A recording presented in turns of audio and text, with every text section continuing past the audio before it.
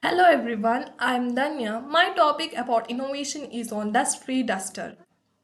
College classroom and lecture halls are some of the busiest area on our campus. Students and faculty members constantly use blackboards to write notes, equations and diagrams. However, regular use of chalk on the blackboard can lead to the accumulation of dust particles, which cause allergy, respiratory problem.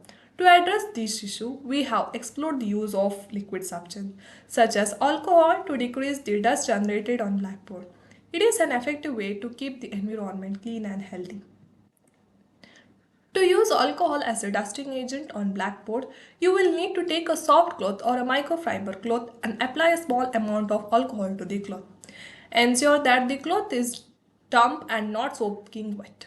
Next, whip the surface of the blackboard gently and in one direction so as not to spread the dust around. The alcohol will map the dust particle and keep them from getting airborne, thereby reducing the amount of dust on the blackboard.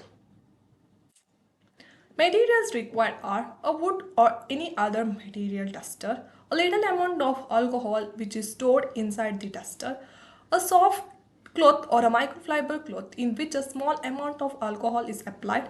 It is removable. Thank you.